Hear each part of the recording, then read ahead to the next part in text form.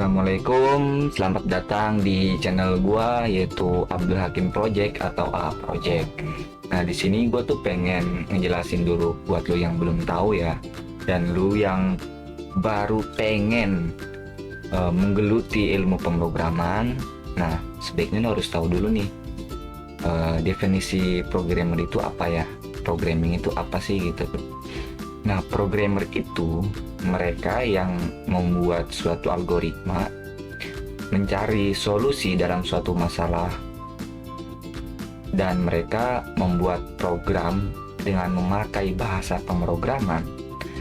Nah, jadi itu orang-orang programmer. Nah, kalau misalkan lu yang menggambarkan programmer seperti hacker itu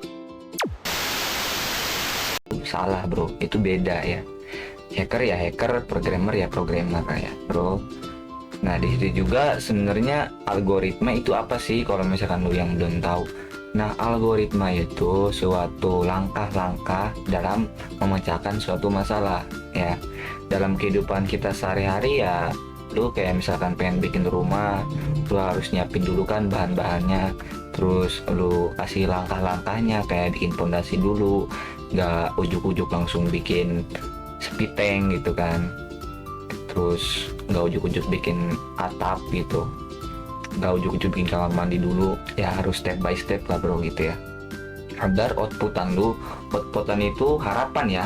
Di sini bahasa programming itu harapan atau suatu penyelesaian masalah namanya output, bro. Tapi kalau misalkan suatu pemasukan atau apa namanya barang yang akan lu pengen masukin ke sebuah program itu namanya input ya. Jadi bahasanya kita nanti bakal pakai bahasa input dan output biar gampang. Itu apa nanti tadi gue ngomong sampai mana ya? Ya pokoknya kayak gitu dah algoritma itu ya, bro ya. Kayak gitu aja pokoknya. Lu paham lah, bahasa gue udah bahasa gampang banget itu. Nah, terus nanti programmer juga itu dibagi-bagi, bro. Nggak programmer itu yang megang semuanya, enggak. Jadi programmer juga ada yang khusus buat aplikasi, ada yang khusus web, ada yang khusus analisis data, dan ada yang khusus game. Nah ya, mungkin kalau misalkan lu yang suka sama game dan lu pengen tahu game itu sebenarnya yang bikin siapa sih gitu, terus gimana sih cara bikinnya, nah itu lu bisa, namanya game developer ya. Ini gue langsung aja ke tutorialnya ya. Gue langsung bakal praktek di sini. Tapi sebelum praktek lo harus siapin dulu tools-toolsnya atau aplikasi ya, aplikasi yang untuk perkodingan kita. Lo bisa pakai Visual Studio Code gara-gara dia fleksibel juga dan semua program bisa di situ ya tentunya. Cuman untuk lo yang pemula dan gak mau ribet ya, pastinya kan langsung pengen langsung coding tuh ya. Gue saranin sih lu langsung pakai NetBeans agar program Java lu itu gampang dan langsung tinggal bikin project output gitu tuh, nggak usah ribet-ribet nyeting. Kalau Visual Studio Code kan dia harus nyeting dulu kan, saking fleksibelnya. Cuman kalau di Visual Studio Code sekarang itu ya emang ada paket-paketnya tersendiri. Kalau misalkan lu pengen Visual Studio Code khusus buat CPP, nanti ada paketnya untuk download extension untuk CPP atau ID-nya untuk CPP ya. Kalau misalkan buat Java ada lagi gitu tuh, emang agak ribet ya. Di sini gue punya Visual Studio Code sama gue punya NetBeans ini di bawah ya. NetBeans gue nggak taruh di sini nih, gue taruhnya harus di pencarian dulu. Nah, jadi itulah perbandingan antara Visual Studio Code sama NetBeans. Nah, bang, emang lu Visual Studio Code buat apa? Nah, kalau gua Visual Studio Code gue itu gua tadinya buat HTML, bro. Buat HTML dan buat C++, dan juga sebelumnya itu gua buat Java juga di Visual Studio Code. Cuman gara-gara nggak bisa bikin package dan class, gua udah muak jadinya. Ya udah, gua mending download NetBeans Apache. Di Visual Studio Code juga sebenarnya bisa sih, lu bisa bikin program Java tapi nggak bisa bikin package dan class. Jadi lu cuman bikin program, memang dia berjalan, dia punya keluaran output, cuman nggak bisa bikin package dan class. Terus bang, emang pentingnya apa sih package dan class? Nah, kalau misalkan lu yang mau bikin project yang besar atau yang panjang di masa depan yang akan datang ya, itu ya harus bikin package dan class biar apa, biar rapih dan terstruktur bro. Nah itulah sekilas ya penjelasan dari gua. Nah, langsung masuk aja nih ke prakteknya ya bro. Nah, pokoknya tampilan awalnya kayak gini ya, tampilan awalnya kayak gini. Lo kalau mau download ini BTW tinggal di browser aja bro, di NetBeans lu ketik NetBeans Apache, biasanya tuh ada yang aslinya ya, yang aslinya tuh dia ada apa ya, resminya tuh ada NetBeans.com apa itu ya, gua lupa. Nanti lo tinggal download, di situ udah plus sepaket sama JDK-nya. Kalau gue sekarang tuh JDK 24 ya, NetBeans gue tuh versi 27 ya. Nah kita langsung aja nih, lo kalau bikin project baru, lo klik file, lo ke new project. Waduh, ntar lo ke new project ya, sorry. Nah lu kasih ke Java application dulu bro, lu nggak boleh ngasal di sini, karena di sini lu bisa HTML5, JavaScript, C++. Nah, banyak di sini, bro. Jadi lu pakai Java application ya, jangan sampai salah. Lu klik next. Nah, lu bakal kasih nama project lu apa? Bebas ya. Sesuai yang lu mau gitu. Kalau gua sih musang kaki 5 ya. Oh, nggak boleh pakai spasi bro, syaratnya itu nggak boleh pakai spasi ya. Janganlah terlalu random banget. Apa ya, nama project gua, ini aja deh, PD dasar Java pakai Java 32 ya. Nah udah nih. Nah terus ini project location itu untuk menyimpan project lo itu di file yang mana gitu kan. Kalau di sini kan secara otomatisnya itu ke local disk C user dokumen NetBeans project. Karena gue pengen naruhnya di khusus folder codingan gue. Lu klik aja nih browser. Nah nanti lu klik yang di atas. Nah lu cari folder yang lu pengen simpen project ini di folder yang lu mau gitu ya. Kalau gua taruhnya di sini biasanya bro, khusus percodingan. Lu klik open. Nah udah nih, udah terpenuhi ya semuanya ya. Kalau yang ini lu nggak usah otak-atik dulu ya. Ini gue bakal ngejelasin kenapa dia tuh package my company PD dasar 32 gitu. Nanti gue jelasin. Lu klik aja finish dulu. Tinggal tunggu. Di sini di NetBeans itu lu nggak perlu pakai wifi lagi ya, nggak usah. Jadi kalau misalkan lu masih pakai browser kayak browser programis buat ngoding, itu biasanya kan harus pakai data ya atau wifi ya. Kalau misalkan lu udah download Visual Studio Code atau NetBeans itu ya offline gitu, lu bisa bebas makanya kapan aja gitu ya bro. Nah kita udah masuk nih ke tampilan project kita yang kita udah bikin.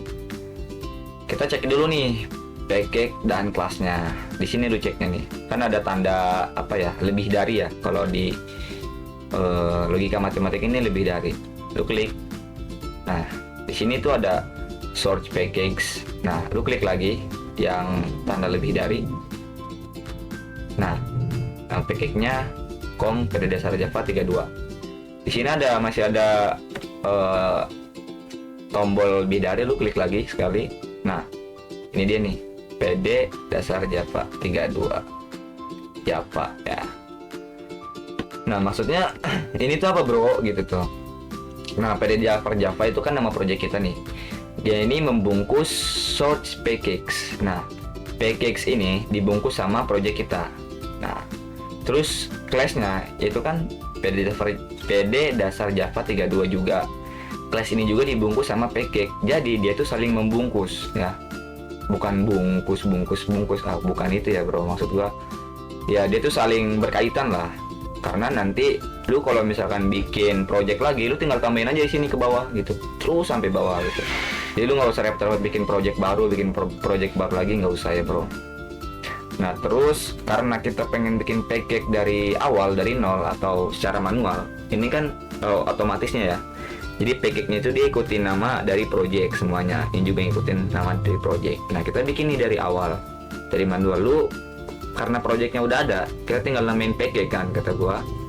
Lu tinggal klik package-nya, lu klik di bagian kanan tab layar lu ya, tab laptop atau tab mouse di PC lu gitu, yang kanan. Lu cari Neo di sini dan lu pilih order. Sebenarnya bisa juga langsung ke Java main class, cuman biar lebih paham gitu, lu klik aja di order. Nah, nama project lu tetap aja ya, PD dasar Java 32. Lu jangan diubah nih, kalau diubah nanti ribet lagi karena kita kan pengen buat package-nya kan masih di dalam project PD dasar Java 32. Nah, lu cari di sini yang namanya Java main class ya. Nah, oke.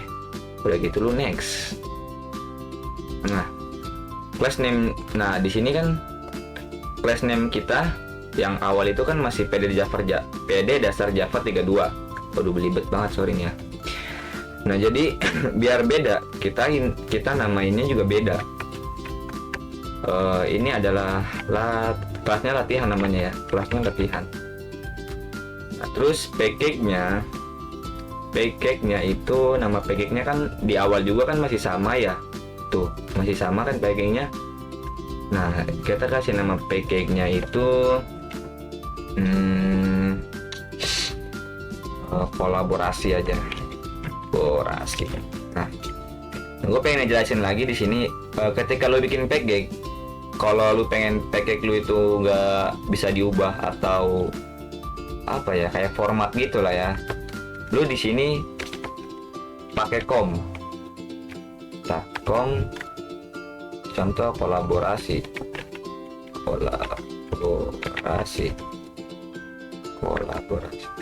Oh, tar gue salah nih, kayaknya bukan di sini bro, di kelas. Oh, di kelas salah. Di kelas lu pakai com, coba kelas lu namanya com kolaborasi. Nah, jadi secara otomatis bro, package lu juga ngikutin com di sini ya. Package lu juga yang ngikutin com karena lu di class name lu pakai com. Tapi udahlah, kita bikin class name kita namanya class com kolaborasi. Berarti di sini package-nya dia ngikutin bro ya. Ya udahlah, kita biarin aja ya. Jadi class name-nya sama package-nya itu sama. Tapi kalau misalkan lu pengen dua-duanya beda, yaitu tadi lu jangan pakai com, lu langsung aja di sini latihan atau tadi kolaborasi ya. Terus di sininya lu ganti, bisa diganti. Jadi kolaborasi. Nah, gitu bro ya. Lu tinggal klik finish.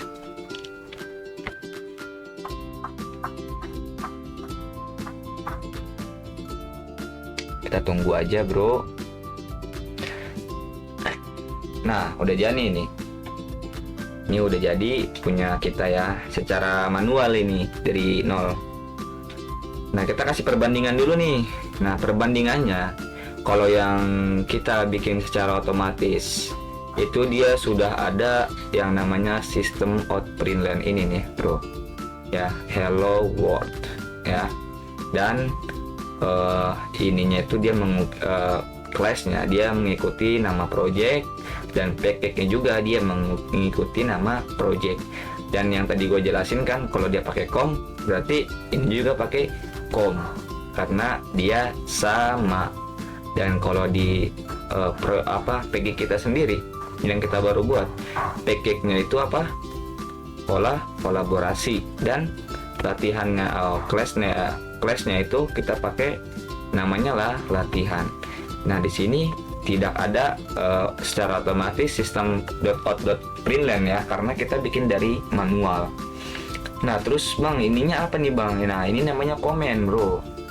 Komen itu tidak akan ditampilkan oleh output karena ada simbol di sini, garis miring dan bintang ya. Langsung aja, ini gue nggak hapus dulu ya biar lu ngerti. Gue biarin aja, nanti gue juga bakal hapus kok. Nah di sini kurawal nih, gue pengen jelasin kurawal nih. Ini namanya kurawal, ini juga namanya kurawal. Ini lu nggak boleh ngasal ya bro.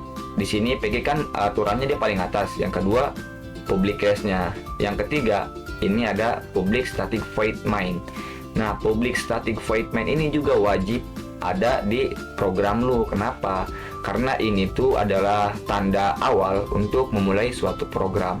Kalau lu hapus yang ini, nah berarti program lu ya nggak bakal berjalan bro, ya gitu ya. Nah ini kurawal ini dia tuh pasangannya di sini. Lu lihat aja nih garisnya nih, set ke atas. Kalau yang ini, nah dia tuh pasangannya cuman ke kurawal yang ini.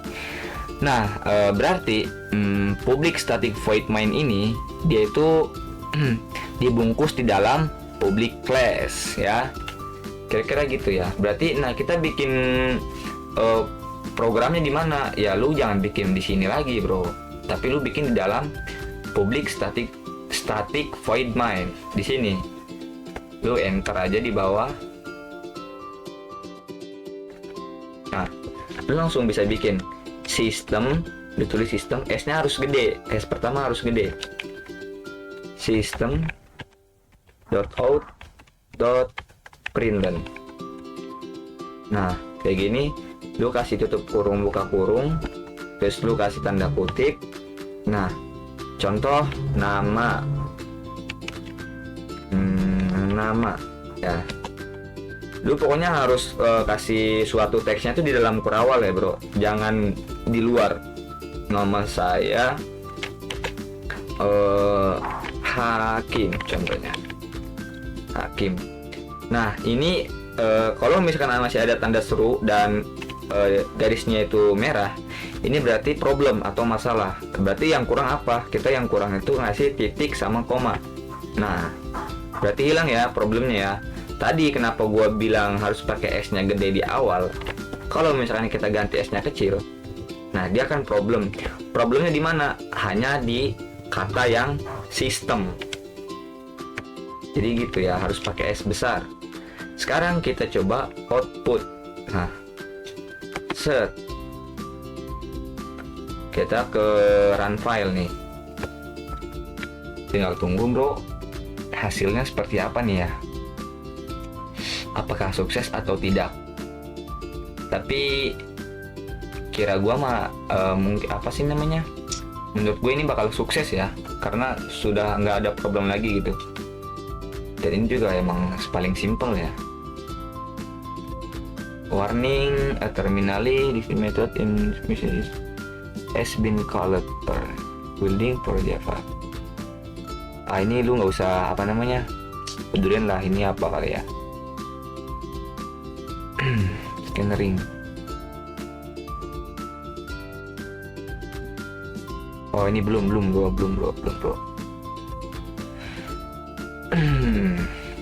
Ini masih loading ya. Nah ini udah beres. Nah ini dia nih, nama Hakim dan boot lu udah sukses. Jadi gitu bro. Di sini total time ada terlain, di sini ada tanggalnya di sini. Wah lengkap banget ya. Nah ini yang penting ya, yang lu harus ngeceknya itu nih, nama Hakim ya bro. Nah udah jadi. Nah itu tadilah kira-kira video gua di. Oh ya, gue belum jelasin dulu nih. Ini tuh sebenarnya komen kan. Tadi gue udah bilang kalau misalnya itu nggak bakal ketampil di sini. Nah terus ini tuh banyak tulisannya apa bang? Nah ini tuh cuman kayak apa ya? Karena ini dia tuh ngedetect sendiri.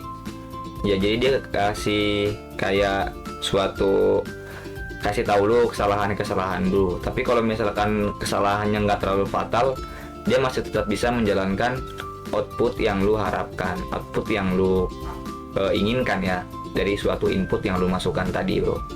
Nah makanya gue udah bilang kalau ini tuh baik lagi ya, ini tuh nggak bakal keluar, jadi kita hapus aja.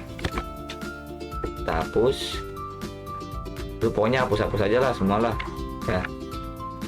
Lu hapus aja semua di sini, hapus aja biar lu nggak ribet juga yang liatnya ya. Gua hapus juga ini. Nah, oke bro. Nah udah segitu aja ya dari gua. Thank you. Mungkin kalau di video yang bakal gua bikin lagi itu tuh tentang tipe data dan logika untuk pemrograman. Jadi kalau misalkan lu yang suka pakai logika ya, cocok banget nih buat orang-orang yang jadi programmer gitu kan. Ya udah bro, segitu aja ya. Gue lagi batuk juga nih. Sorry, kelihatan kayak nggak niat tapi sebenarnya gue niat. Cuman ya kayak gini aja bro. Udah segitu aja dari gue. Thank you. Jangan lupa ya pencet tombol subscribe-nya. Terus kalau misalkan lu mau diskusi, ada yang lu pengen pertanyakan, lu ke forum komentar aja ya. Forum komentar lagi. Pokoknya lu komen-komen aja lah ya.